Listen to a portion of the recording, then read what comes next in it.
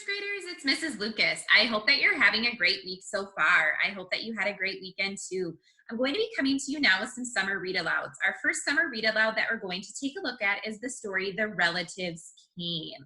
It's written by Cynthia Rylant and it's illustrated by Stephen Gamal. Let's see how this story starts.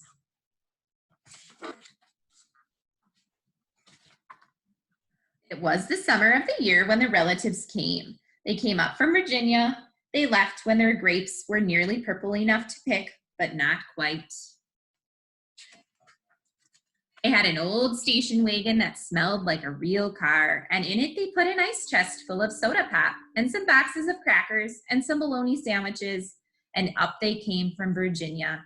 They left at 4 in the morning when it was still dark, before even the birds were awake. They drove all day long and into the night. And while they traveled along, they looked at the strange houses and different mountains, and they thought about their almost purple grapes back at home. They thought about Virginia, but they thought about us too, waiting for them. So they drank up all their pop and ate up all their crackers and traveled up all those miles until finally they pulled into our yard. Then it was hugging time. Talk about hugging. Those relatives just passed us all around their car, pulling us against their wrinkled Virginia clothes, crying sometimes. They hugged us for hours. Then it was into the house and so much laughing and shining faces and hugging in the doorways. You'd have to go through at least 4 different hugs to get from the kitchen to the front room. Those relatives. And finally, after a big supper, 2 or 3 times around until we all got a turn at the table, there was quiet talking and we were in 2s and 3s through the house. Those relatives weren't particular about beds, which was a good thing since there weren't any extras. So a few of us squeezed in with us and the rest slept on the floor, some with their arms thrown over each other and some with their arms across one person and a leg across the other. It was different going to sleep with all the new breathing in the house. The relatives stayed up for weeks and weeks. They helped us tend the garden and they fixed any broken things they could find.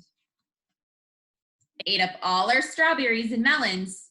Then they promised we could eat up all their grapes and peaches when we came to visit in Virginia. But none of us thought about Virginia very much. We were so busy hugging and eating and breathing together. Finally, after a long time, the relatives loaded up their ice chest and headed back to Virginia at 4 in the morning. We stood there in our pajamas and waved them off in the dark. We watched the relatives disappear down the road.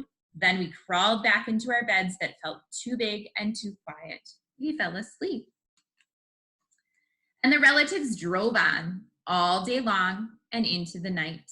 And while they traveled along, they looked at the strange houses and different mountains, and they thought about their dark purple grapes waiting at home in Virginia. But they thought about us too, missing them, and they missed us. And when they were finally home in Virginia, they crawled into their silent, soft beds and dreamed about the next summer. The end. What a great story about visiting relatives. I hope that you enjoyed it, and I can't wait for our next story. Have a great day and see you next time. Bye.